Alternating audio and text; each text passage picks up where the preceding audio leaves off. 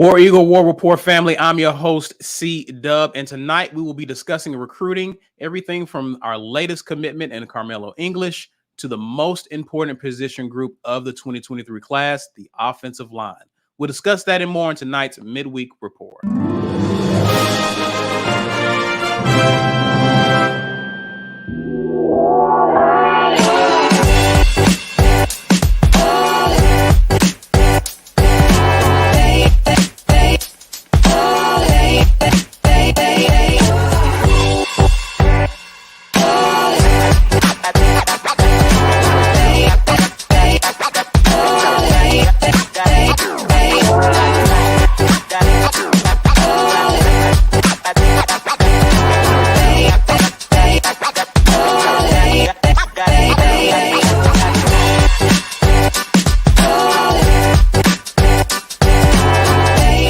Everyone, War Eagle, War Eagle, War Eagle. Happy Wednesday, happy hump day. Welcome to the latest edition of the Midweek Report, brought to you by show sponsor, auburnsports.com. Guys, you know where to head if you need the latest intel on recruiting and all news regarding Auburn athletics. auburnsports.com has got you covered. Shout out to JG Tate and the crew for what you guys do on a continual basis. Also, guys, want to thank you for hanging out with us. We need you to do us a favor, War Report family. We need you, if you're on social media, to share this video using hashtag Get Your Weight Up and help people to find this off-season content and help us grow our community. Also, don't be out here just lurking. Smash the like button. Also, if you're new to our channel, please hit subscribe to the notification bell so you'll be alerted when we go live. Now, I mentioned becoming a patron, or I mentioned growing our community. Mike G is here to tell you why you need to do just that. Hey guys, patron memberships. We are turning up at the War Report. Fall is fast approaching. We need you guys to sign up for these patron memberships so that we can continue to bring you guys that hot fire content all fall long during the football season. Auburn football is going to do big things. The War Report is going to be here to cover it. So become a patron, be part of that community. Now, part of being a patron means getting early access to interviews. So we have an interview coming with none other than Keionte Scott. If you followed recruiting at all, you know Auburn got the number one JUCO corner safety and the number one overall JUCO player. Keionte Scott belongs to that group. You definitely want to check out this interview. It will go live for our patrons on Monday. So don't miss that. Get your early access by becoming a patron member. Later in the show, we'll play a little clip of that. Guys, so as always, we're giving away stuff. We're giving away a War Report mug. Hashtag Get Your Weight Up in the comments. I see you guys dropping in there already. This is sponsored by War Eagle Oil. That's our guy, Walt Taylor. He owns a bunch of businesses, and they're all sponsoring these giveaways. So hashtag Get Your Weight Up in the comments to get in there. We're going to pull at the 1 hour mark, but you got to be here to win. Awesome. Ike is out tonight, but it's just the three of us. Gentlemen, how are y'all doing? I'm doing all right. How about y'all? All right. A-U-I. That's how I'm doing. Okay. Well, let's get to it, guys. Let's talk about. We had Brian Matthews on of auburnsports.com last week, and so we've continued to discuss recruiting because a lot has been occurring. We got Jeremiah Cobb as a commitment last Friday. You guys discussed that on the live show on Sunday, but we got another commitment since then. Karmello English has committed to Auburn, and so we want to definitely discuss that. Let's take a look at some of his stats, shall we? Karmello English is a 4-star recruit out of Central High School, located in Phoenix City, Alabama. He stands at 6 feet, 182 pounds. He's the 123rd recruit in the nation. He's the 13th player in the state of Alabama, 20th wide receiver in the recruiting class, and he chose Auburn over Tennessee and Clemson. If you recall, there was a little bit of drama, but not really. He was supposed to commit this past Saturday, but pushed it back. But all indications were that he was still going to commit to Auburn, and a few days later, he did that. He joins previously mentioned Jeremiah Cobb, Terrence Love, Braden Joyner as the 4 current members of this 2023 recruiting class. Mike G, I'll start with you because you've seen some video of this guy. What are some of your initial impressions of this kid? Well, I've done my homework on Karmello, and this is a supremely talented player. Now, best class in the state of Alabama, in the history of the state of Alabama, obviously. Karmello English has a chance to be part of the rejuvenation of the Auburn football offense. And he can, 6 foot, 182 pounds. He's got decent size on him. I've seen clips of him going up to get balls. He's got great hands, long strides, so he's got decent speed. Yeah, this is a great get. And this is one of the first gets in a long time out of Central Phoenix City down the road. So if you don't know about Central, that's my high school, but they've been putting out good football players that have been going other places for a long time. Yes. It's been a while since we've gotten a kid out of Central. So we sat down with Coach Harsin during our interview and we asked him about recruiting the state of Alabama and how important it is. And I think that this commitment signifies the importance of trying to take back the state of Alabama and recruiting somewhat. Now, you're never going to dominate it, not with Saban here in Alabama up the road, but you got to get your fair share of the recruits that are in your backyard, because that's always going to comprise a majority of your recruiting class. So Karmello English, really like him. I think he has a chance to be a good player here. I understand that this young man has some hurdles to cross to get to Auburn, but the coaches are recruiting him because they like him and they think that he can do that. This is not a coach that is bringing in problem kids. Now, when I say that, I mean kids with like behavior issues. And he's a good kid, man. He's a good kid. He's just got to buckle down on the studies, make sure he can get qualified and come into Auburn, man. Yeah, I like it. I like this pickup. I think it's a solid pickup. Yeah, for sure. Be your thoughts on this pickup? Yeah, the first thing I thought, and it was the first thing I tweeted from the War Report account, this is what having an NFL position coach does for your program. Every recruit that's come out of the state of Alabama that has been must get, I think Lawrence, see here, he made the reference, Justin Ross went to Phoenix City. Phoenix City is like 40 minutes from the middle of Auburn. Yeah. You go down 280, and then you're going to just run right into it. I'm actually, when we were back in college, we made a trip or two to Phoenix City to hang out with Mike G and actually the Babb family. I don't even know if they watch, but they're good people, and made that trip a couple of times. So it's not far at all. So they say some kids want to get far away for college, and maybe that's a factor. I think that wide receivers weren't impressed with the offense we were running here, with what wide receivers did when they came out of our offense and went to the NFL, if they made it, how few of them made it, how little they did on the field to display their skills. And there's you can't out recruit that. You can't out recruit. You can tell kids whatever you want to tell them. You're going to be the primary go-to. You're going to be our star. We need you. We got a quarterback coming in just for you. We're going to be able to get the quarterback that you love because you're here. But man, they're watching those games in the falls. They see what's going on. They see what's going on draft day. Ricardo Lewis coming out and saying, hey, man, we didn't do nothing.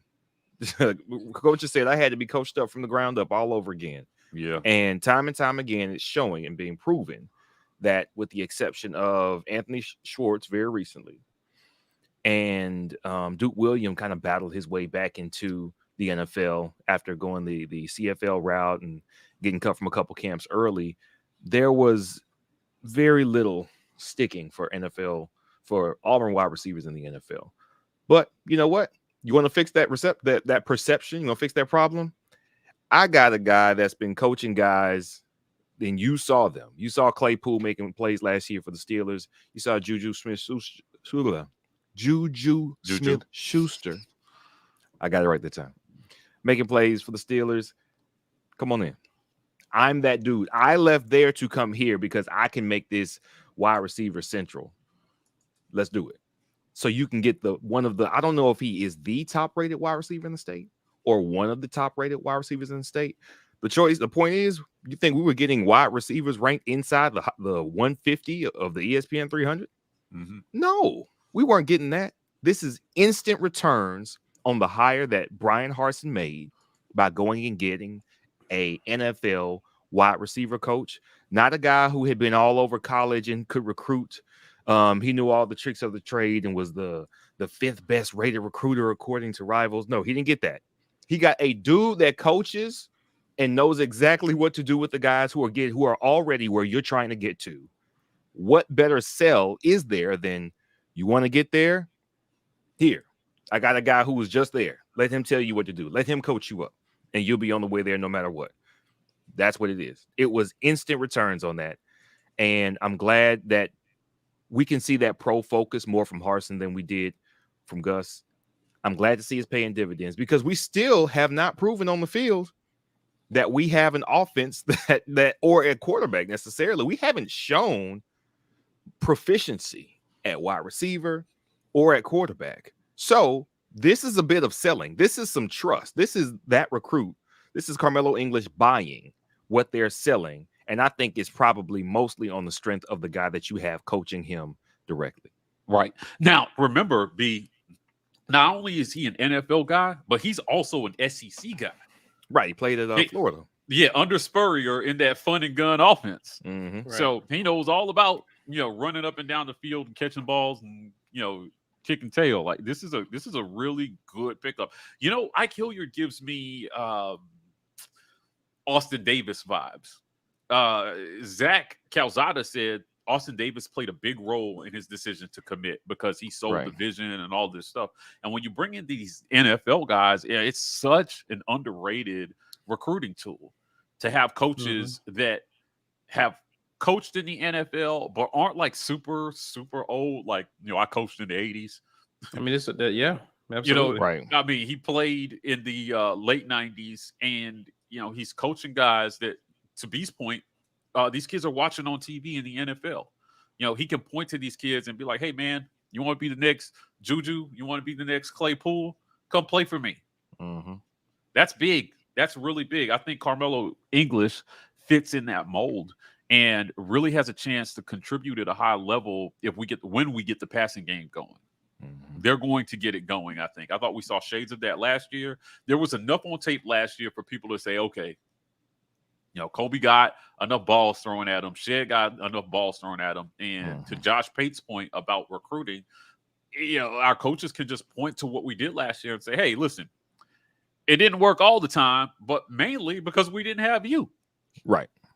So if you come, look what we did, what we're doing at quarterback, look what we're doing with the offense. And if we have you to plug in at receiver, you can have a lot of success here. So I'm really excited about these pickups. It's going to be slow. The recruiting cycle is going to be slow for Auburn because a lot of people are going to be in wait and see mode.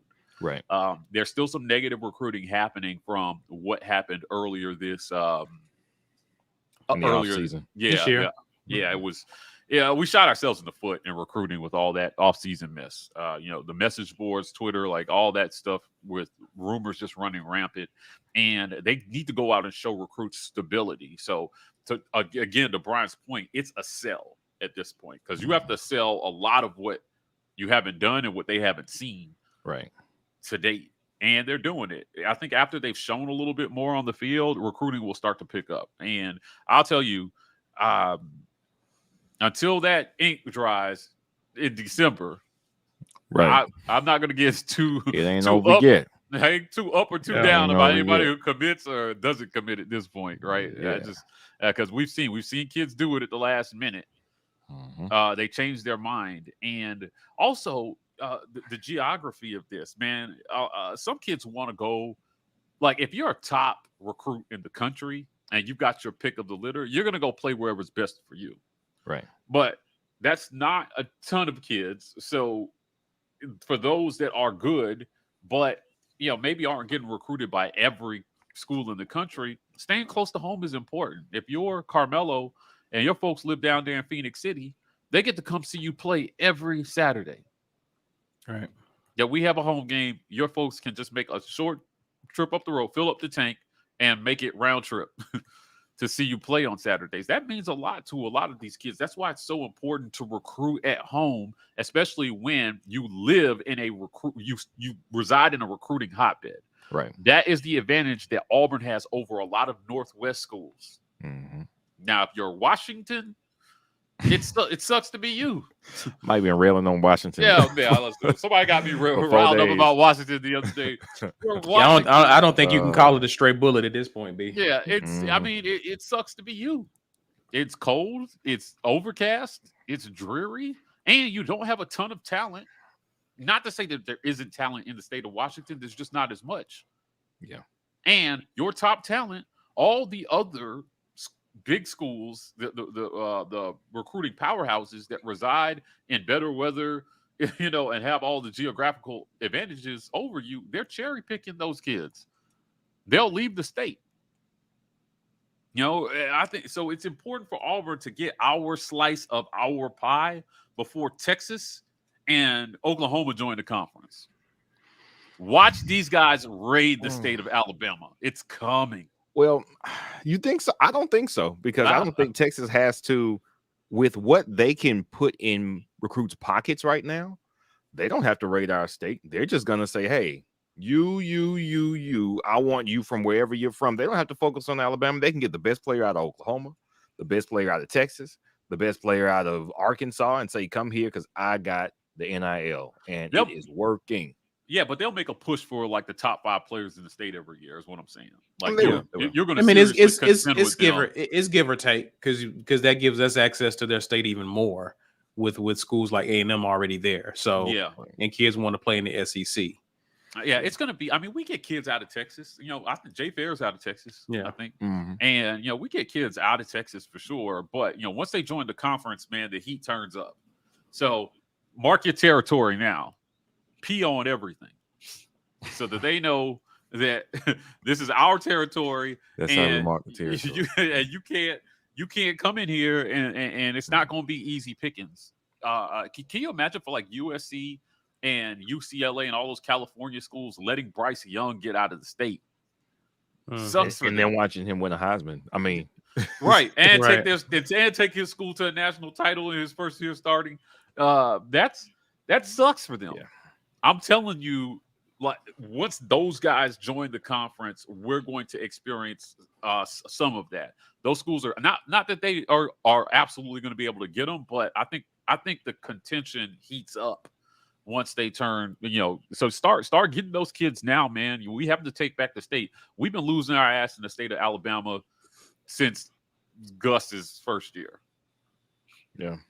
And before that, man, after Saban came in and the Julio Joneses and all these kids that are just leaving the state all the time, it sucks, man. It sucks to lose at home. Well, let's talk about that. There's a few kids in our state, top 10, who, if they're not going to Bama, they're going elsewhere. The number 1 player, according to Rivals, AJ Harris, is going to Georgia. Christopher Vizina, he's going to Clemson. Of course, the big news this week was Keldric Faulk, who was believed to be an Auburn lean, is going to FSU. And that hurts for 3 reasons. Number 1, it's Florida State. Number 2, this is a guy that was in a position of need. Now, granted, we're fine at edge position this year, but 2023, we need bodies. And you can sell them everything, just about playing time, the whole 9. So for him to go out of state hurts. But then again, this is another guy, number 3. This is another guy leaving to go out of state. So it's not like we're talking about the Bamas here. We're talking about the FSUs. Right. Our thoughts on this situation, needing this guy because of what he means for that edge position group for the future. What's your take on that, guys? Man, I know the fan base got a little riled up about that, but whenever there is a last minute, hold on, I'm gonna change. I'm gonna commit tomorrow. I'll let y'all know in 2 days. I'm changing my mind. Y'all know what's going on. Come on, somebody up the deal. Somebody matched, or somebody either they matched it or they beat whatever was on the table as far as what this kid believed would be. I still don't think they can legitimately sell NIL. And don't get me wrong, I don't think all the teams are playing by the rules and saying, hey, well, we can't tell you anything we don't know. We're going to refer you to our collective and you can talk to them about it. We're not going to tell you that.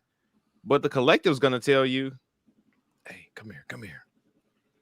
You know we got a deal with a couple sponsors already lined up for you. Come down here and we got you. I have no idea that something happened because you don't have everybody painting this guy to Auburn and then last minute you flip to FSU. So for FSU, bravo. You know, they haven't recruited terribly the last 3 years. They just played terribly. And we probably are a more stable foundation and destination than they are because their coach is one bad season away from being over with. He's in his, all right, buddy, you had 3 underwhelming years. When's it going to get going? He's teetering. And then just got their pocket rated for the best cornerback in the country the last recruiting cycle. He has to do some winning. So I have no doubt that they are urgent in a way that they have never been urgent before at Florida State. I'm not so riled up about that. The same reason we haven't been riled up about any of these recruiting decisions, including the classes that we signed the last couple of years, because the transfer portal makes most of this a moot point. Most of recruiting is a moot point when it comes to guys who aren't sold yet. If you have to do all this extra jostling with them and convincing, then if it's on the edge between you and a couple schools, they could go that way, but they could also go your way. Yeah. You could pull them. We could have a great season on the field. Our edge rushers we could put 2 in the NFL draft, Derek Hall, Equiliota, and then have Dylan Brooks looking like a monster coming off the bench from behind those guys. And he's like, wait a minute. That Brooks kid, I could play on the other side of him. Yeah. Huh. Okay. All right. And then the prospects at that position look different. They could have another, I don't know what their record was last year at Florida State, a bad year. And then you got more hot seat talk. 5 and 7. 5 and 7. They lost to Florida, who had completely. That's right. We thought that Florida State might get them at the end of the year, but they didn't. Yeah. And they lost to Jacksonville State. That's right. Yeah. That's right. And this wasn't year 1 where he was just getting it together. This was year 3. This was his third. Last year, correct me if I'm wrong. Last year was his 3rd year, correct? I think it was at least his 2nd. I know it wasn't his 1st year. But either way, they've got more to worry about than us. Recruiting is like a salve that you can put on a bad taste in your mouth. If your programming doing great, then fans think, oh, better recruits. Yeah, that's going to make it better. Not really. If you're a bad team, you mismanage your talent, you don't evaluate properly. Look at Auburn. Our classes look great for like 6 straight years. That didn't stop us from being mediocre on the field. That is not the end all be all. You've got to do something with that talent, man. You have to. So if they continue to flail, then we're going to be right back in contention for them either before signing day or after signing day if things aren't stable and he jumps ship. Yeah, let me tell you why I think this is about. I'm joining B on somebody dropped a bag on this kid. Yeah. He's going into his 3rd season. In his 1st season, he was 3 and 6, and then he improved to 5 and 7 when we had a full year of more than just conference games. But you still had some really embarrassing losses. I don't know that there's a lot pointing towards that they're trending up right now. Right. I'm not seeing it. So if they implode again this season, this kid, what was his name? Keldrick Faulk. Yeah. Until the ink is dry on his commitment, because so that we're clear, nobody signs in July. Right. Nobody signs in July, guys. You sign in December. That's the new early signing period. You can sign again in February or in between time, and you can be in the portal. And I just think when you look at it, it's they could crap the bed, and I think that's likely. I don't think that's out of the realm of possibility, and these kids will be back on the board. So I know that's not the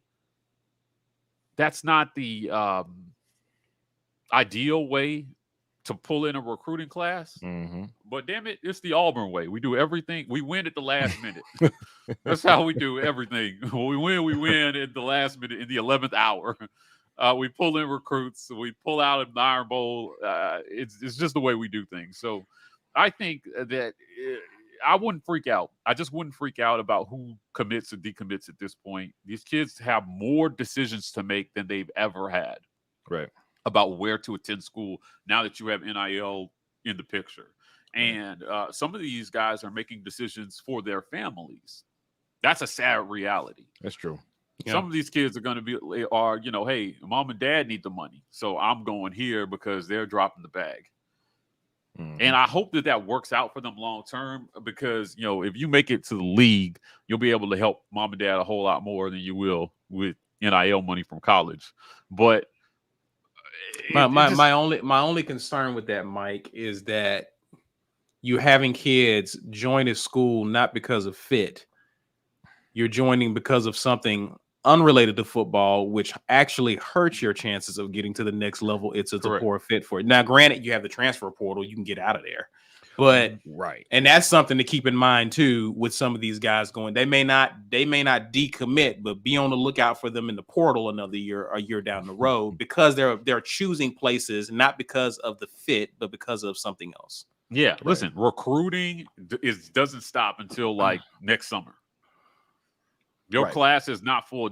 People need to get over these recruiting rankings, because we don't have an accurate way of adding portal kids into it, but they're impact players the same way JUCOs are impact players. Right. I forgot which recruiting service it was, but if you back when we got Cam, it would the big ones were Rivals and Scout, and I think Scout turned into 247. I think Scout, if you were JUCO, you couldn't be rated over a 3-star. Something like that. One of those big services you couldn't get through. You couldn't get a 4-star. That sounds about right. As a JUCO, and back then ESPN didn't even rate JUCOs. Right. They didn't even give you a rating. But I just think when you look at it at the end of the day, recruiting has changed, and people are having trouble adjusting to the new perception of what recruiting is. The portal is different, guys. The portal it completely changes the game. BU said this about Texas A&M's best class ever. I can't wait to see how many of those kids are still at Texas A&M next year. I've started the clock already. Yeah, sure. I can't wait to see how many of those kids say, you know what? It's a little too crowded in this backfield. Mm-hmm. It's a little too crowded at wide receiver. It's a little too crowded on this line. Mm-hmm.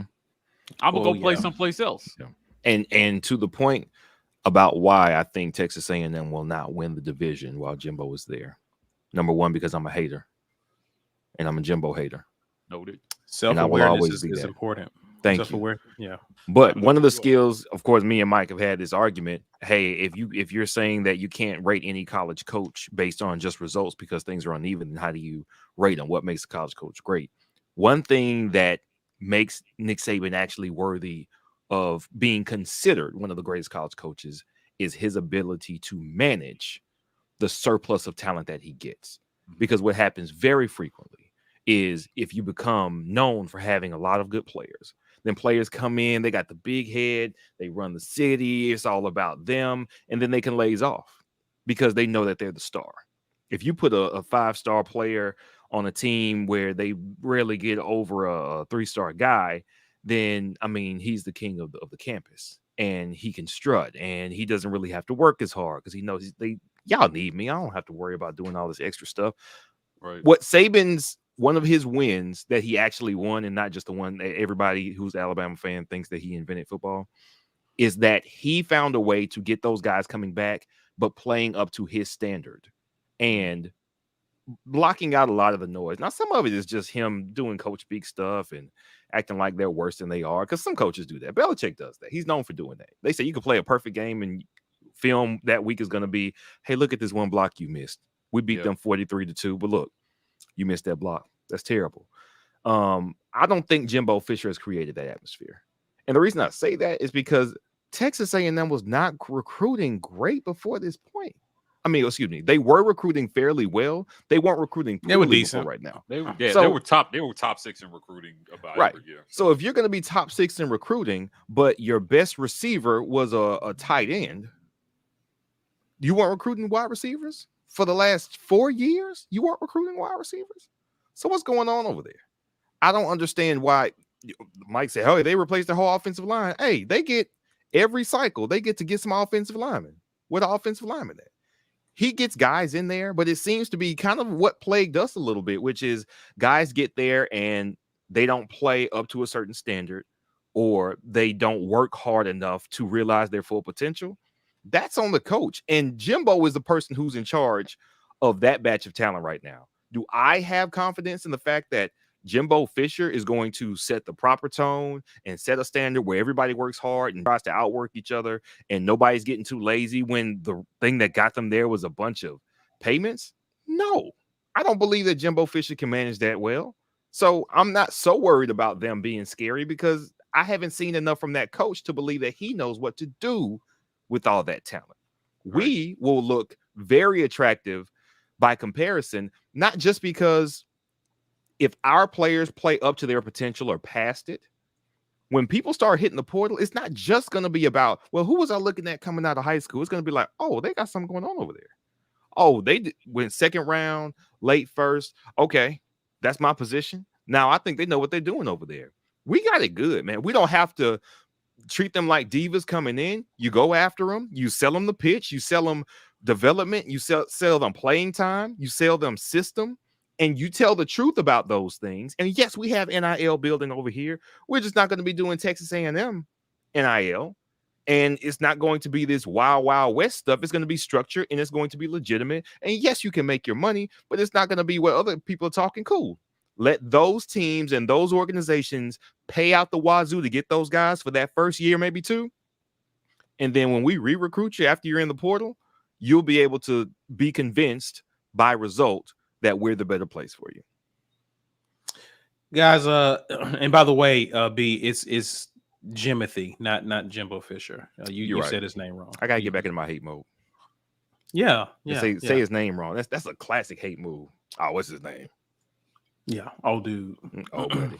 Old dude is really hating. Before we get to the break, Lawrence Robinson asked, do y'all think, because we mentioned Coach Ike Hilliard earlier, do y'all think Coach Ike can get Shedrick drafted? And the look on Mike G's face, I think for a guy like Shedrick, he would have to be like an 800 to 1,000 yard receiver. Mm-hmm. And he'd have to have a killer pro day or combine to get drafted. I don't know that he's going to get enough balls to play himself into the draft in 1 year. Pause. So he's really going to have to produce on the field and catch everything that's thrown at him. And even then, I'm not sure that he even gets a combine invite. So if we see Shedrick Jackson at the combine, then he had a great year. But he's going to be a pro day guy, I think. And I could see him maybe signing somewhere as a free agent because he has the work ethic and he's working hard, man. He's working hard. He's back for a 6th year, and I hope so. I hope all these kids get drafted. So, but do I think it's likely? Probably not. I think it's possible for him to be a late 6th, 7th round draft pick. Like Mike said, I think he has to get 800 to 1,000 yards. The advantage I think Shedrick has for himself, I don't know if it's Coach Ike that would do it. I think if anybody gets him in the draft, it's going to be him. I think the improvement over last year has to be telling of his commitment to the game, to improving. And if you're talking to the quarterbacks, he's still looking good in camp and in practices. So you add a NFL wide receiver coach to give him more development, to give him more pointers. I expect the quarterback play to be more even and more proficient this year. So I think that's going to help him too. I mean, yeah, he was dropping a lot of passes, but listen, man, that offense wasn't clicking. It had the designs of a somewhat competent offense, but it just wasn't clicking like that. So there's a lot of opportunity that got left on the field. There were times he was out there wide open and the quarterback just didn't see him. Right. So his numbers didn't necessarily tell the entire story. His play was bad early. It improved dramatically. I think he's got a chance to play his way, especially when you put him on tape, put on his tape and you see how well he blocks. How well now, if you add that to what should be some more flashes of speed, if we're hearing and believing what we're hearing coming from camp and players, and some good catches in traffic and some quality quarterback play, yeah, I think it's possible. I'm not saying it absolutely is, but right now, who's more experienced on our team? Nobody. I think he probably eats early and stacks up a lot of those yards. I think it's definitely possible. Okay. Well, definitely, guys, we appreciate you commenting in the comment section. If you're watching on replay, man, we want to hear your thoughts on Karmello English, your thoughts on recruiting so far. I know it's been mixed with the Auburn family, but we still want to hear from you. Also, if you're on social media, do us a favor, guys. Share this video using hashtag Get Your Weight Up. And don't be out here just lurking, guys. Smash the like button. Help us out. And if you're new, if you just found us tonight, hit the subscribe button and the notification bell. We're going to take time to acknowledge the sponsors of the War Rapport.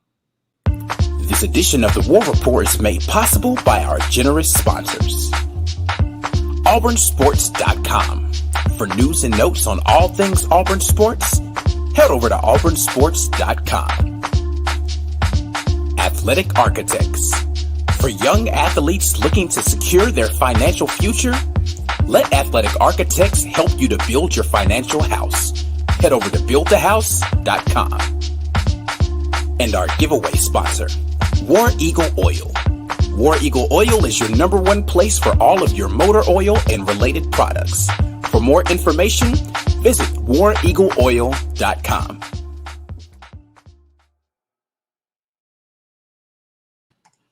Guys, become a patron member. We are doing big things at the War Report. You definitely want to sign up. Early access to interviews is one of those things.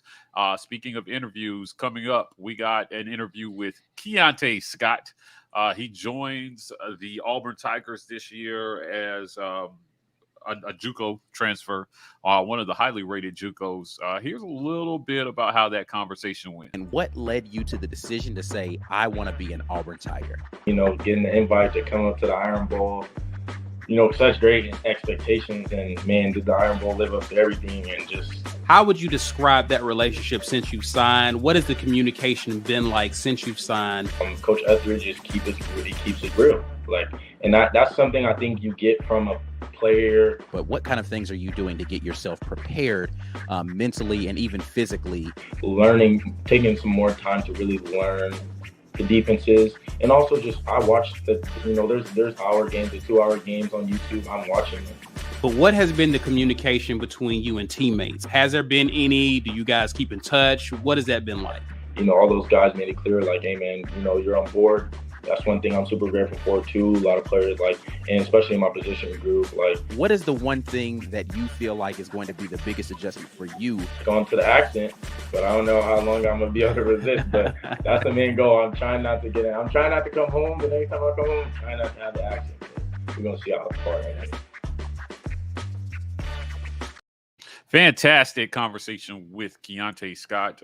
We're doing big things at the War Report. Player interviews are one of them. So one-of-a-kind interviews with a lot of the Auburn Tigers. You don't want to miss that. Become a patron member. We're giving away a mug. If you missed it at the top of the broadcast, hashtag Get Your Weight Up in the comments. We're going to draw at the 1 hour mark. So make sure you spell that right to get in. You have to be present to win.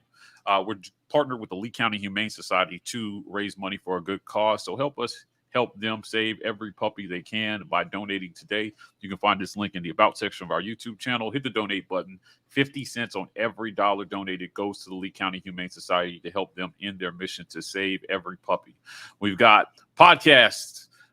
Today's podcast was the Mike Mack and Memes podcast. Brandy Mack and Auburn Memes joined me to talk about recruiting and social media happenings. It's great conversations happening. We have some podcast exclusive content as well for you guys. So we're doing great things. Please subscribe on podcasts. Help us grow in that forum as well. Also want to give a special shout out to our sponsor, Chill Boys. You need this. You may not know you need this, but if you watch Auburn sports, you need something to help keep you cool when Auburn makes you sweat. Go to chillboys.com. Use code Rapport to get 15% off on Chill Boys underwear, socks, T-shirts. They got some cool things. Got one of the hoodies recently, and it was really comfortable. So try everything they got over there.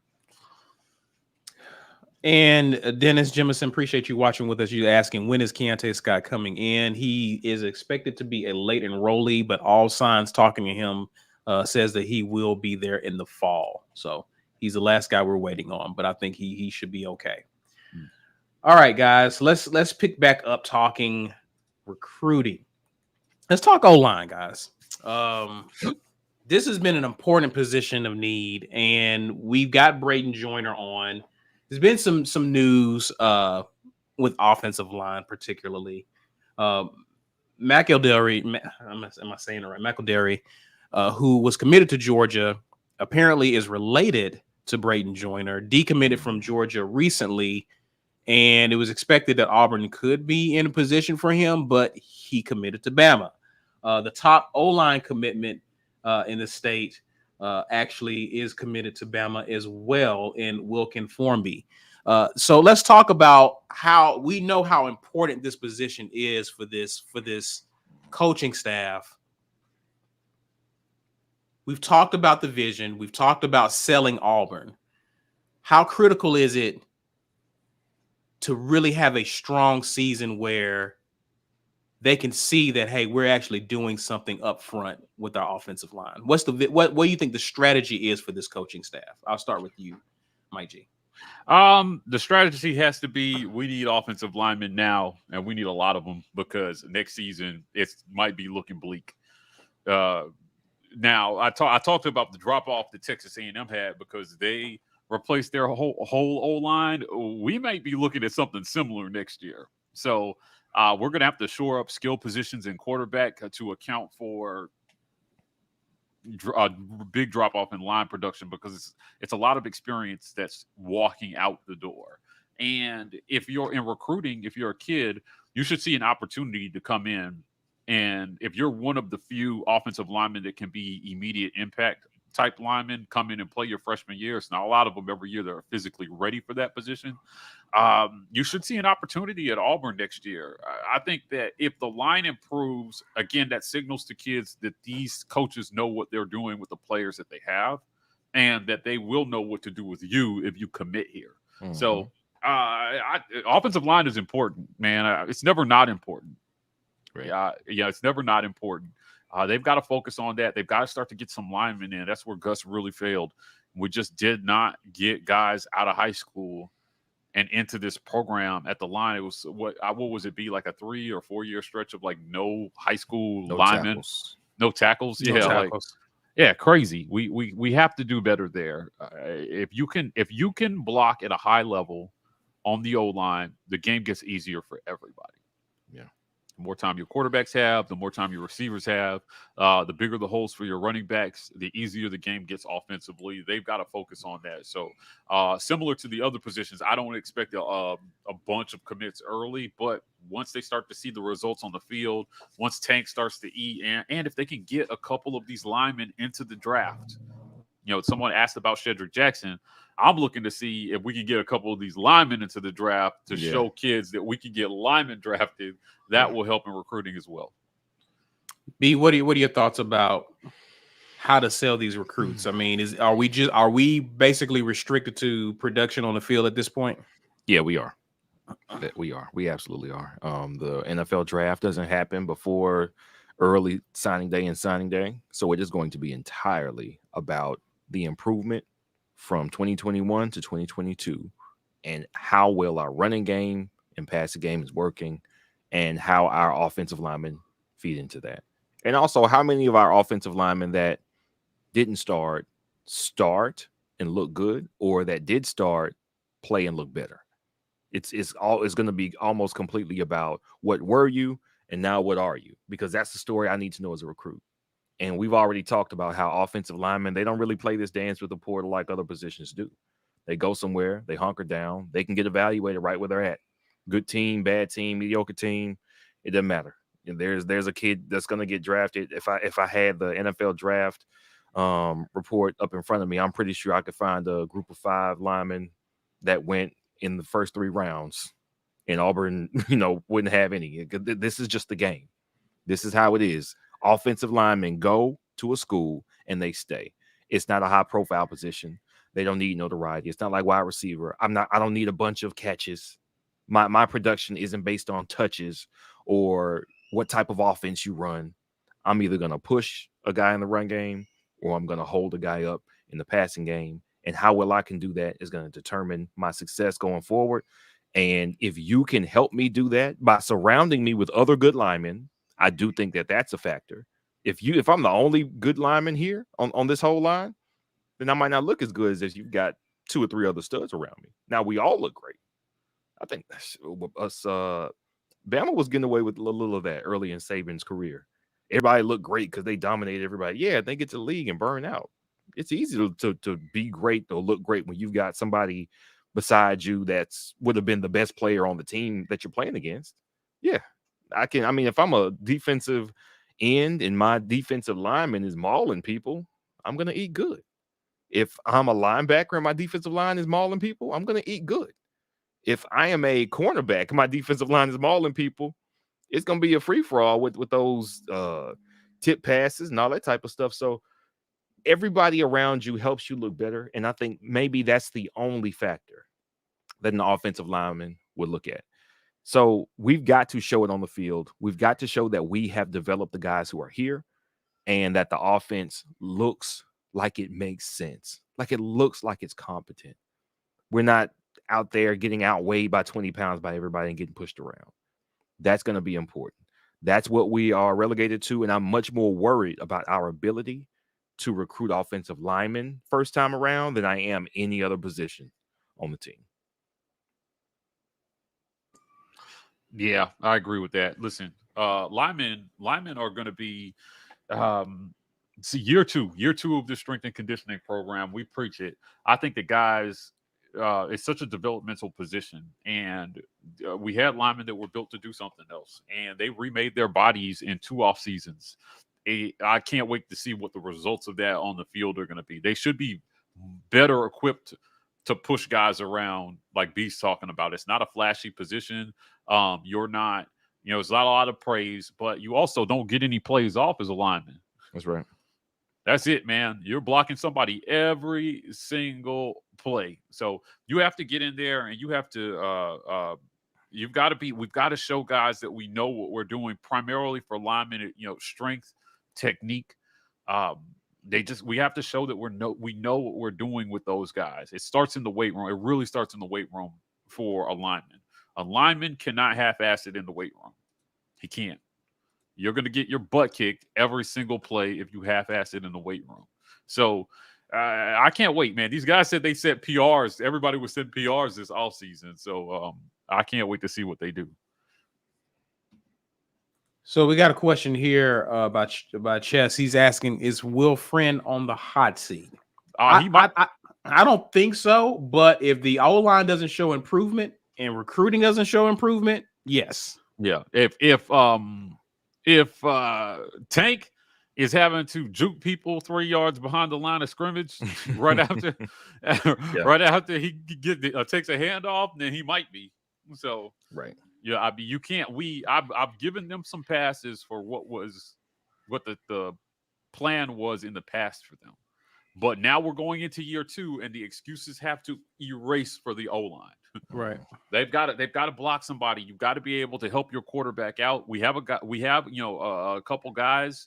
We've got 3 guys who are more likely to stay and maintain a good pocket for their O-line now. Yeah. So now you have to block for him. You have to block, and it's not going to be perfect. It's not like they're not going to give up sacks. It's not like they're not going to blow assignments in run blocking. It's just we have to move forward now, and I think a big portion of that is just having the physical tools to do what is needed to be done on O-line. I think they're better equipped now. I'm really impressed with what I'm hearing about the offseason weight training. Yeah, indeed. Any more thoughts about O-line, guys? We can get to some questions if you guys don't have anything. The O-line, not only O-line, but the battles here coming up that the ones that we lost. So we lost Faulk and the guy who decommitted from Georgia, the O-lineman. A lot of this still is set up like 2-3 years in advance as far as when they start getting recruited by places and up until the time they commit. We still have not had coaches on these kids for 2 years. We just filled a bunch of recruiting positions in the offseason. People who are they're given their area to recruit, or they have like a focus. All right, you're going to get this school and go talk to this coach. We actually did a thing where all of our coaching staff just dispersed all over the state and went everywhere, every high school in the state with meaningful football being played. They went and they talked to those coaches and they shook those hands. Getting the Phoenix City kid, that was huge. We hadn't got anybody out of Phoenix City in a long time. Big. Getting Braden Joyner. And who was the offensive lineman in the current recruiting cycle in 22 came from Auburn High School. I came from Eston Harris. Auburn High School was not looking at Auburn University as a meaningful place to go and play football. They were not. Those recruits were going to Alabama primarily. We know that we lost a few to Alabama. They went and got 3 because Powell, the linebacker, came, Eston Harris came, and Braden Joyner's on board. We are turning around the battle with how much we are improving and recruiting bit by bit. It's like what do they call it? It's a grassroots movement, I guess you could say. Yeah. But that's how they have to do it, man. We were boxed out of many high schools just because we were the same old. It was this old regime. I don't know if it's they didn't like Gus or they didn't like Auburn or whatever it was, but some of that was going on. And Brian Hartson is actually breaking down some of those walls. He's like, look, I'm not that guy. I don't even get along with my bosses. Y'all heard it. I'm just here to coach some football, man. Put your guys in the league. So tell them I'm here. Tell them I'm going to do well by them and send them on my way. And we've started to see returns on that. This is a like 3 to 4 year rebuilding process as far as being reputable as recruiters. Not just being able to say, hey, I can do something for you. Come do something for me. Being reputable as a recruiter and as a program. It takes a long time to earn that trust back. And some people already have that going. We know what we got on the other side of us in Alabama and Georgia. Mm-hmm. They're miles ahead of us already. We have to build it from the ground up. Do I want us to look better getting offensive linemen, getting defensive ends? I want us to be the assumed location where these kids are going to go and not have to worry about, well, they love it here and their parents loved it here, but they chose the other school. If they love it here and their parents love it here, then I want them to come here. I think we'll get there, but we still need some time. We had one very mediocre, I'd say bad season, because 6 and 7 is never a good thing in college football. We had one bad season and one full recruiting cycle. It's not over, man. It takes time. We'll be all right. Yeah, I agree. And I hear there are going to be there's something brewing at NIL for Auburn. That will make a difference over the next few months for a lot of these potential offensive linemen. So stay tuned on that. But there's something coming in terms of NIL that is definitely going to help. The rules have been evolving, and I know that administrators are treading lightly around it because they just don't want to step in it when it comes to this. I know some schools flew right off the gun and was just like, oh, we can pay them now? Make it rain. Auburn did not do that. And I'm happy that we did not do that, because if we did, we would be the ones to get hammered. We would be the example that would be made of about what not to do. It just, I don't know. I'm not a conspiracy theory guy, but it just feels like over the years, everybody else will do something. And then when we do it, it's national news. And it's like the example about how not to do something. So I'm looking forward to seeing what these guys are going to be able to offer from an NIL perspective. Right. That because let me tell you something. One thing that has not changed is that enrollment cannot be NIL money cannot be contingent upon enrollment or continued enrollment at any institution. Mm-hmm. I hope that's a rule that never changes. Right. So you can drop the bag, but I hope you're handing it out in installments, because if you drop it all up front, there's nothing to stop that kid from going someplace else in a semester. Nothing. Right. Nothing. So, because we could let you drop the bag first, and then we'll drop a little bit of a smaller bag after he hates it in Tallahassee because it's a terrible place. And then that's it. We'll let you pay the first half of his contract. Right. That's what I was thinking. Yeah, You yeah. got In the it. pros, a guy gets traded, and it's Mhm. like, oh, he's still technically getting payments for his previous team. That's what it's going to be like for some of these kids. So if you're dropping all that money, I hope you're sure, Mhm. because there's nothing to keep a kid there if he hates it.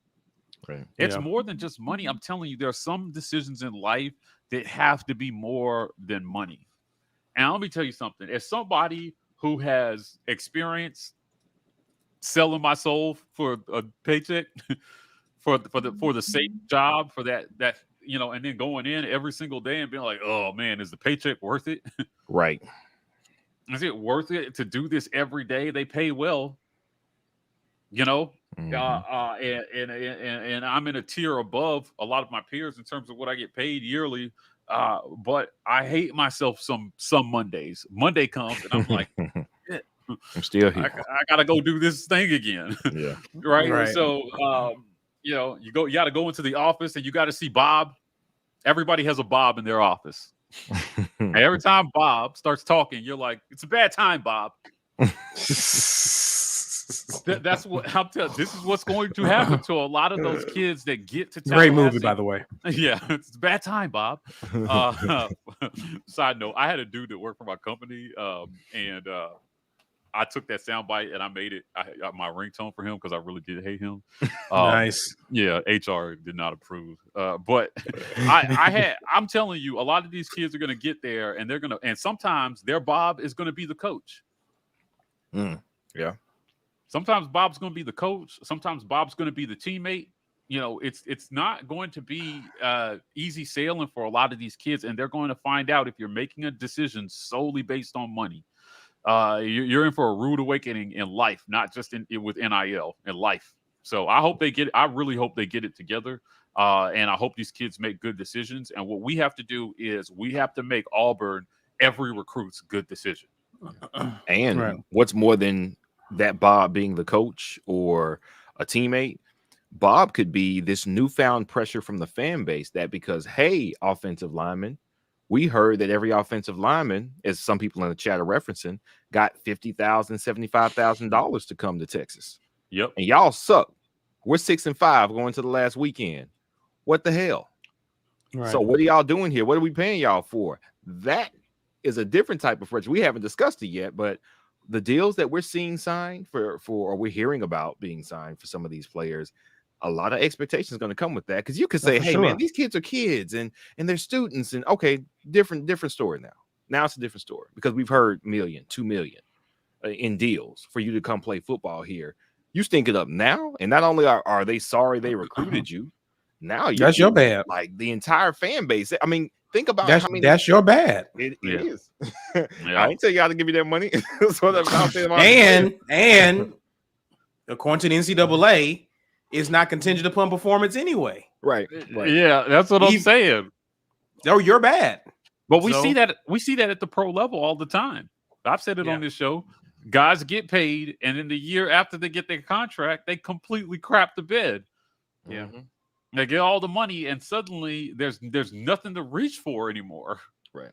And so they suck it up, and it's like, man, we just paid this dude like $100 million, and he immediately started sucking. Listen, Right. in baseball, I've never seen this happen more than in sport like Major League Baseball, man. A dude hits the open market after getting like an MVP season, and he goes somewhere and you never hear from him again. I hear so often, Mike Trout is one of the greatest baseball players ever, but he could walk down the street and not be recognized by 60% of America because the Angels don't win jack. Yeah. You can be such an impact player and get that money. It's not because he plays bad. It's really because the Angels suck. But I mean, the last contract that Pujols signed, he was on the way out. Done. Ryan Howard. He was like a sub 200 batting average. I mean, he's old. Ryan Howard won that MVP, won that ring with the Phillies. That man disappeared for like 6 years. It was on the roster, was getting the money. But what you gonna do? Not pay the guy that just won the MVP and took you to the World Series? No, you're gonna pay him. And once they get paid, they tail off. A-Rod was coming up short in the playoffs after he got that big Yankee contract for like years before they finally pushed through and won that one. So this type of pressure, we're going to find out what type of athlete these kids are sooner than that first NFL contract is what it's going to be. Right. Because that pressure starts now instead of it starting in the pros. Agreed. The pressure's going to be on. I'm telling you, everybody's talking NIL, this and that. And Auburn will be here to pick up the pieces. When he cheats on you, we'll still be here. You'll be Dirty Mac in the DMs. Yeah, I told you he wasn't nothing. I told you he was good for nothing. Watching you struggle on Saturdays. You're going to turn Auburn into Marvin's room. Exactly.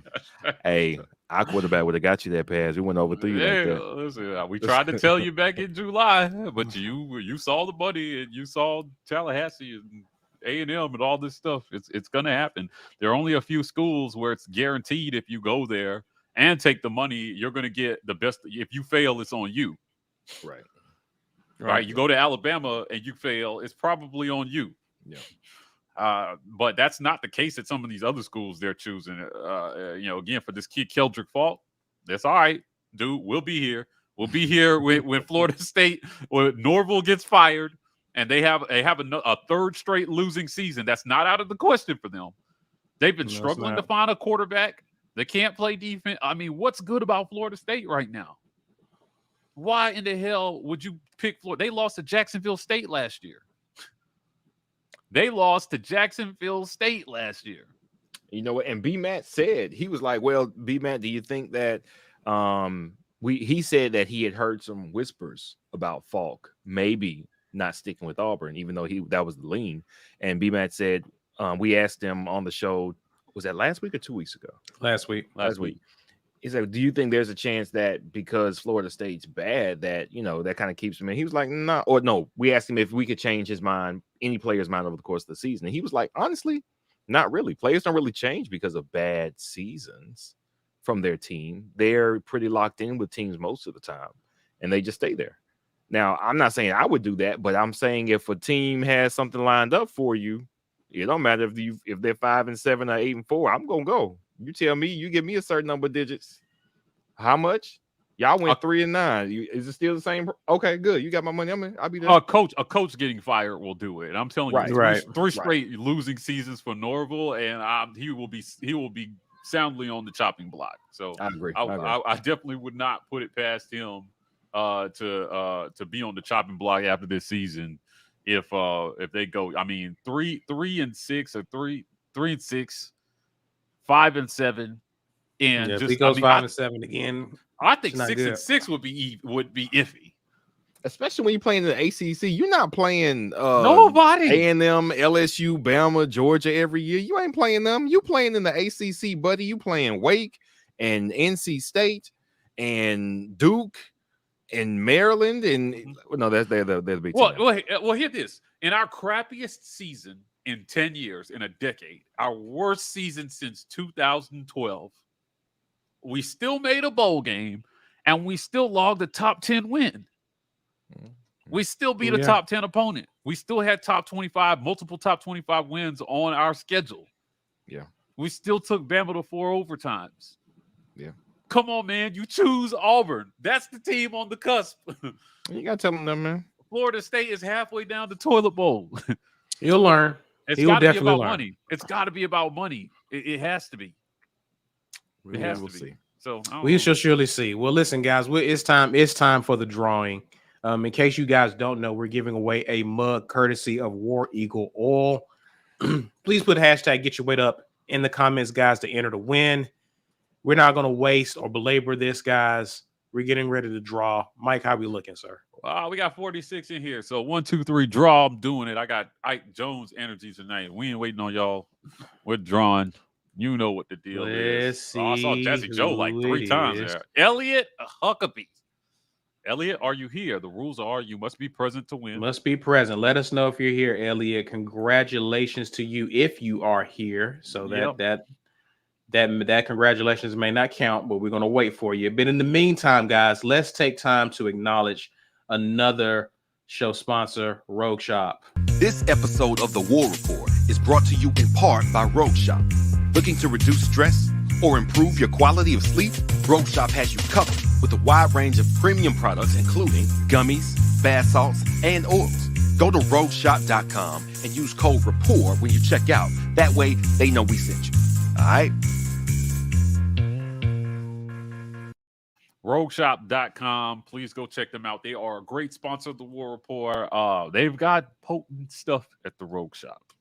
So, and also not so potent stuff if you just want to be chill with it. That's why I get the CBD gummies, man. So I feel comfortable telling this story now. Please read the labels, people. Read the labels.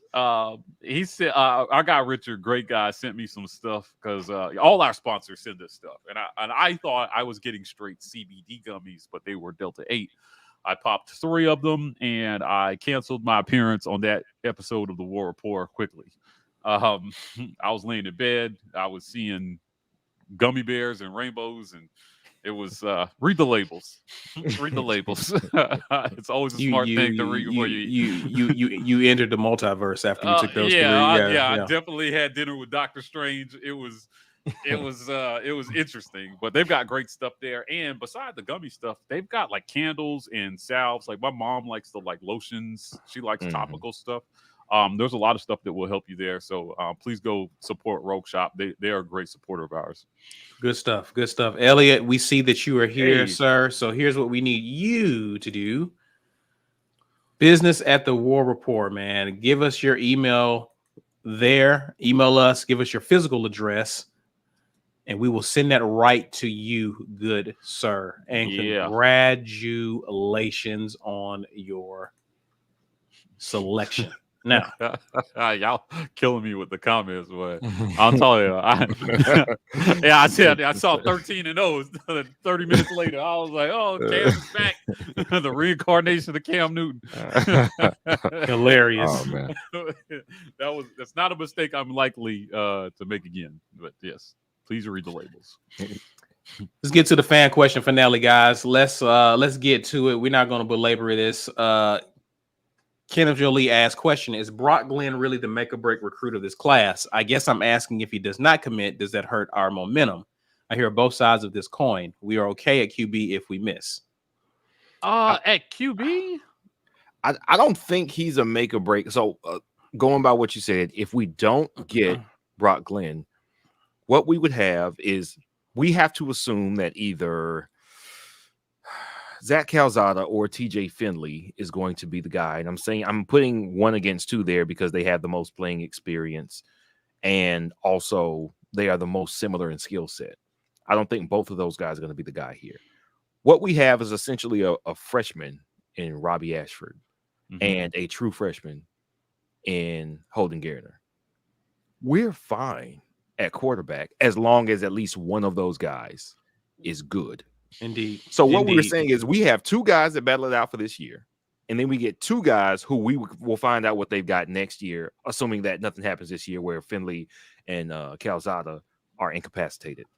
Listen, we will be fine at quarterback for at least 3 years if the coach is worth his salt at all. So if he has missed on Ashford and missed on Gardner, we will find that out next year. If let's say he hits on Calzada and he's good enough to make it to the next year, okay, great. We have enough talent in that room to where if we are bad at quarterback in 2023, it's because Brian Harsin brought in a guy that was not good enough to get it done. Then that would be on Brian Harsin. And then we've got way more trouble than just whether or not we got Brock Glenn. Right. So there's enough in that room to not be worried about a quarterback recruit in this class. That doesn't mean it's not nice to have one. That doesn't mean it's not nice to have one. With so much going on at that position, with NIL and with transfer portal, I'm a lot less worried. Quarterbacks have been moving around probably just as frequently as any other position that moves around. So I'm definitely not worried if we don't get them. And because we have talent in the room, and specifically talent that has already used this one transfer without waiting in Robbie Ashford, hey, we're stacked. I think those guys, both of our youngest guys, are here for a minute, and I'm not really worried about it. I agree with B. I think that it's only make or break if literally everybody you have on the roster now is a bust. Right. If you can't find one serviceable guy between Finley, Calzada, and Ashford, then the fate of the program rests on Holden Gardner's arm. And for the record, if you miss on those guys, I'm worried about Harsin. Yeah. If he And misses, Keyshawn. then he's done. and we're Like talking we got bigger concerns than the next QB coming. We're back to the previous regime then. Yeah, Right. and so we're clear. We need those guys to just be average. Right. We need average to just above better than average QB play. And listen, I'm all about them being. I'm talking about our floor. Our floor has to be average at quarterback for this not to be a make or break. Brock Glenn is not a. He's good. I've seen his tape. He's good, but he's not a generational talent. He's not like a can't miss player. So it's not like, hey, this is a guy that absolutely will pan out. Quarterbacks bust out every single year. But yeah, I'm with B. I think we're not going to know if it's make or break until closer to the end of this season. And even then, only if Garner, which I don't know, man, the way they're talking about him, I think Holden is going to be good. Yeah. I think Holden is going to be really good. Also, B made a good point earlier about roster management. You know, it's not just about getting these guys in, but convincing them to wait their turn as well, too. Right. You have to convince a guy that has a ton of talent, stick with me for a couple of years, and the development of the guys in front of them, I think, will make those guys more patient. If they feel like I'm not better right now than the guy who's starting, but I will be in a year, it's easier to wait.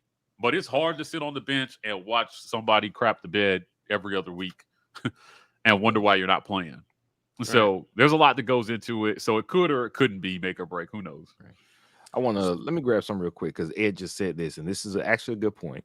Say, how could we judge the quarterback in 2023 if the O-line has to be fully replaced? We might be 2 to 3 years behind on O-line, and we need transfers. You absolutely can. And that's what I was gonna say. I think you can tell. I would say Bryce Young was getting hammered, and the O-line looked bad all year. He was the one thing keeping them afloat last year. But he still made the plays when they were there.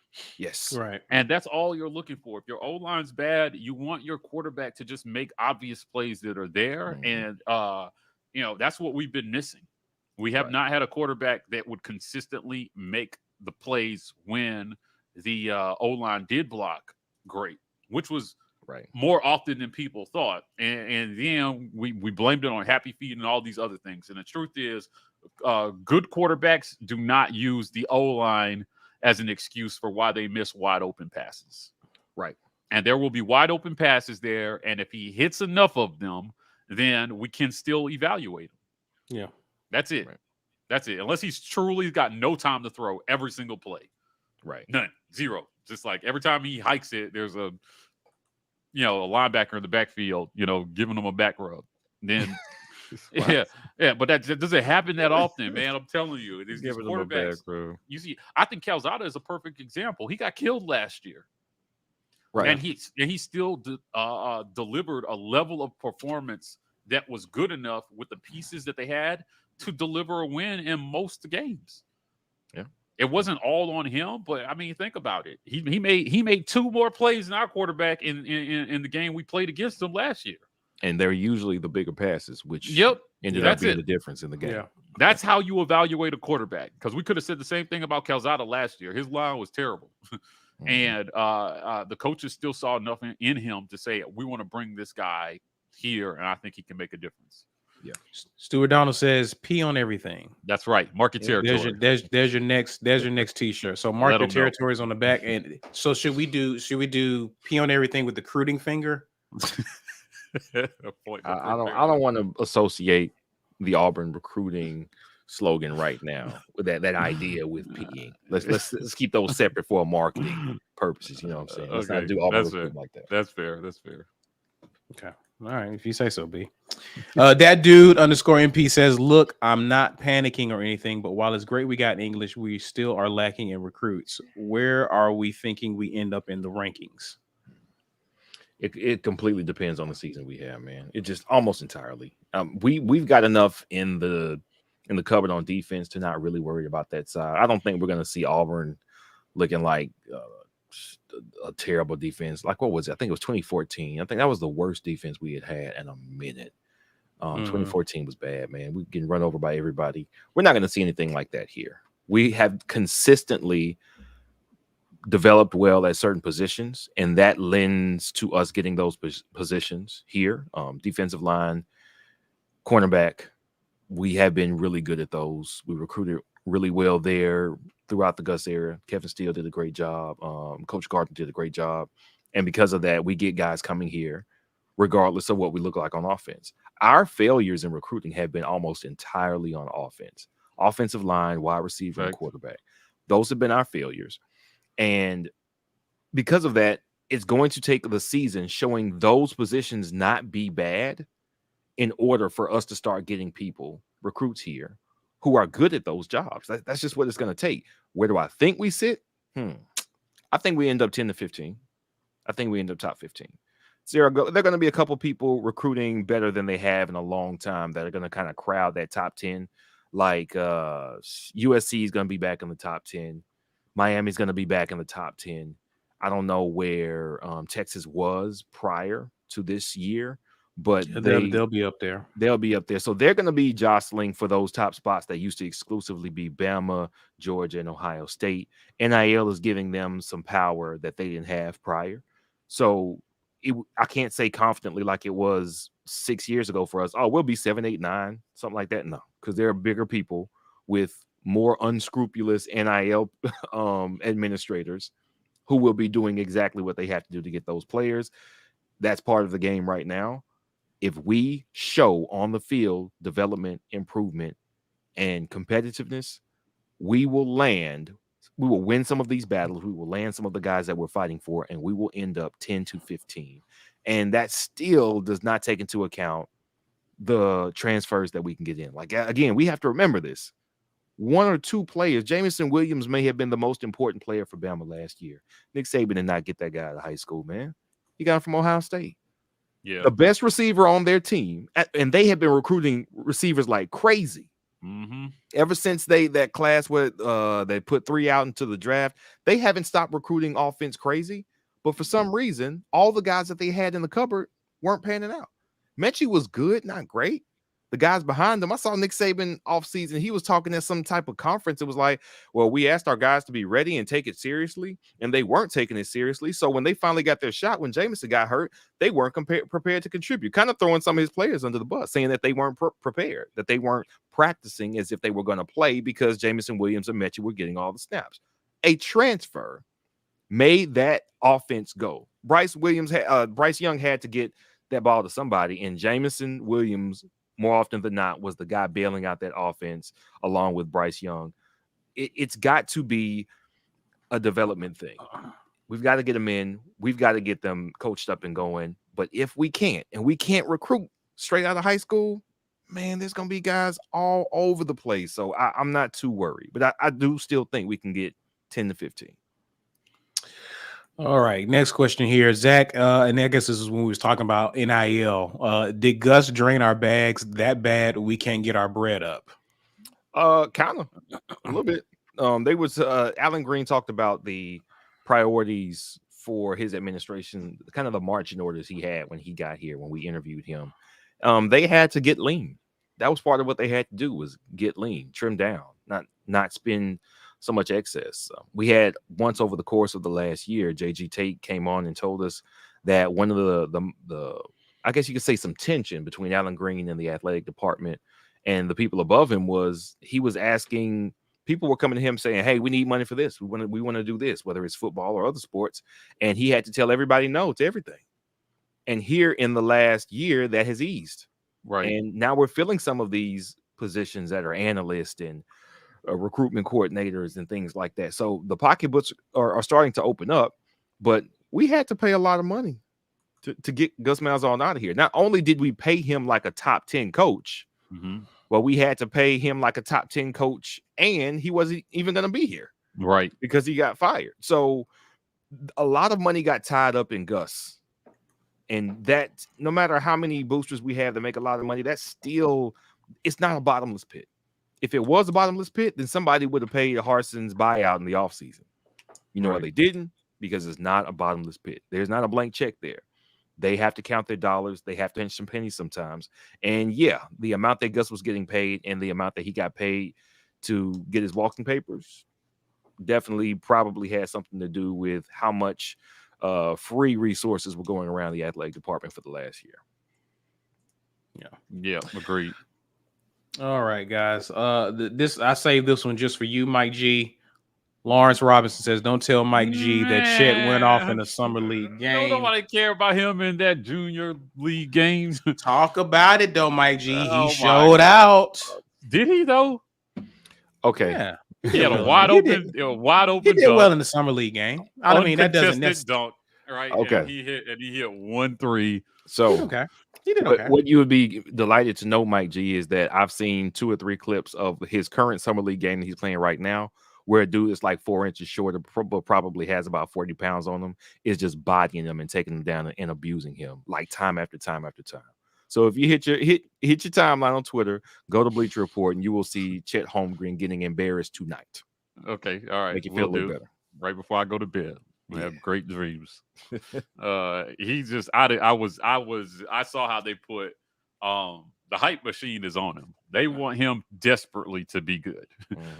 I think. And I can't get with it, guys. I can't get with it. I just think he's, if he listen, I'm happy to be wrong. If this kid it turns out to be the next coming. I just don't think it was a number 2 pick. He need to hit the weight room. Yeah, for sure. I don't think he was a number 2 pick. That's all. Not that he didn't have talent, but he just definitely wasn't a number 2 pick. Right. All right, guys. Rob Donaldson asks, will Auburn's new Spirit Exchange NIL help get the attention of big name recruits? Thoughts on this? There's something coming. There's something coming on NIL, and it's going to take shape over the next couple months. And I do think it will get recruits' attention for sure. Indeed. Well, guys, listen, before we get out of here, we have a special part of the show. Yeah. Welcome to another Jazzy Challenge. Where is Jazzy? He's getting smart. He could be Twitter. Anywhere he's not now. showing pictures where he's at no more. Yeah, man, he's getting smart. I was out classing him for a second. Let's see here. Jazzy Joe, where you be at, bro? He was in Virginia last time, right? Yeah, quit tweeting about recruiting. Start tweeting. He went through Alabama recently. Give us the answers. I'm gonna go. Oh man, see, I'm gonna go with Tennessee. I say Arkansas. Tennessee. Arkansas. I'm gonna go. I'm gonna go Louisiana. No, not Louisiana, but Florida. I'm gonna go Florida. No, I'm not going to Florida. I'm going Louisiana. Yeah, that's my final answer. We'll see. Okay. We'll see. I know he was in Alabama not too long ago, but I know he's probably long gone. Yeah, driving through Alabama. See a couple of people saying Texas. That's a big state. You could be there for a while. Kentucky, Alabama backwards. Yeah. Minnesota got fleeced by the Jazz. So before we get out, what do we think about that trade? That was a very interesting trade on the part of Minnesota. Man, that is we think we can win a championship in the next 3 years trade. Because Gobert, for whatever anybody thinks about him, you need a rim protector. Look at that. Hold up. Jazzy said I won. I need to stop what I'm talking about. Arkansas. I won. I never won one. Finally. Thank you, Jazzy. Congratulations, Arkansas. B. All right. Congratulations, sir. But so Rudy Gobert protects the paint like nobody else does. He's one defensive player of the year. I know people probably don't pay as much attention to when a big man is really good and he's not Shaq or he's not Elijah Wan. In the NBA, what you need is somebody who will keep people from scoring in the paint. That guy is going to keep a job no matter what he is. Not only does Gobert do that, but he also catches lobs, and he's not an offense. You can't just throw it to him on the block and say, hey, go get me a bucket, and he's going to back somebody down. That's not what he does. He is going to be extremely stout defensively. He is basically what Walker Kessler was for us last year. He is that, but in the pros. Now we hope Wes Walker Kessler can turn into that for the Utah Jazz. Now that's where he is. Rudy Gobert is that right now, and he has been every season. He very rarely has injury problems. I think he's a good pickup. I don't know if he's worth that. That's a lot to pay with how many draft picks they gave up. Listen, you think it's worth it? Hey, what do they say? It's worth it. A guy is worth that much if there's somebody willing to pay it. So I guess he's worth that much. I don't know. Ever since I can't see Gobert the same. Ever since Curry put him on skates and he became a GIF. Like, do you remember that clip of him turning Gobert around? I don't know. He's a good player. I don't know. I mean, they gave away the farm, but yeah, it is what it is. NBA will be interesting next year. You know who I feel bad for after this finals? Jason Tatum. I feel really bad for Jason Tatum. I don't. Hey man, play better though. He'll be all right. He's 6'9". Yeah, with the jump shot. Like, what? Play for some layups, buddy. You don't have to shoot all these difficult shots. Yeah, his play was really frustrating during the finals. I just was like, yo, this is your franchise player. Well, I mean, to me, is he still what, 22, 23? He's 20, young. He's young. So I'll give him time to mature and develop and learn how to play in that moment for sure. Good show, gentlemen. Mike G, do us all a favor and tell people why you need to become a patron in the offseason. Hey, listen, we got tons of great things coming. Become a patron of the War Report. This is the best way to support our content. We're growing. If you're following us, you know we're growing because we're spending a lot of time doing this stuff. Doesn't happen in a vacuum. So your support helps us continue to bring you more content. $5.99 a month, that's all it takes. Sign up from your computer. If you sign up on iPhone has inflated the prices by like $1 each, I think, or $2. It's like $7.99 and $5.99 on iPhone. That just know that's not us. But if you sign up on your computer and then sign in with the same login credentials on your iPhone, you can afford that. Apple surcharge is what that is. So please sign up. Part of being a patron is you get early access to interviews, our next patron interview. So tomorrow we are dropping Marquise Burks. So if you're a patron, you already got this interview. If you're not a patron, this will premiere for everybody. And for our patrons coming after that is Keionte Scott. So JUCO defensive back. Keionte, great conversation that Caesar and Ike had with Keionte. I played a clip of that interview earlier in the show. It's just great kids that they're bringing into the program. We want to bring you guys more of that content so you can get to know the 2022 Auburn Tigers. We're partnered with the Lee County Humane Society to raise money for a good cause. Go to the About section of our YouTube channel. Hit the donate button. 50 cents on every dollar goes to them to help them in their mission to #save every single puppy. We're on podcast. Check us out on podcast. We are bringing you podcast exclusive content every Wednesday, as well as your normal weekly War Report content. We're growing in that form, but we still need you guys' help to continue to grow. I want to thank our title sponsor, auburnsports.com. Our guy, JG Tate, has been supporting us from the beginning. We appreciate him, as well as Chill Boys. Go to chillboys.com. Use code REPORT to get 15% off. Rogueshop.com as well. Use code REPORT to get 10% off there. And Athletic Architects, guys, they are helping athletes reach the next level of their financial journey in NIL. We love them too. They're our Sunday sponsor, but wanted to show them some love as well. So big shout to all our sponsors at the War Report. We're growing. And we're looking forward to some good content coming in the next few weeks. Sure. Indeed. Well, gentlemen, we want to thank you and ladies, we want to thank you guys for hanging out with us on this Wednesday. Before you get out of here, guys, please be sure to share this video on social media. Use the hashtag, smash the like button. And if you're new to our channel, hit the subscribe, notification bell. If you want to interact with us on social media, that is Instagram, Facebook, Twitter. You can find us at The War Report. And we are at TW Report on TikTok. That's it for now, guys, but we definitely have more content on the way, and we will definitely see you this weekend. Have a great rest of your week. And as always, War Eagle. War Eagle.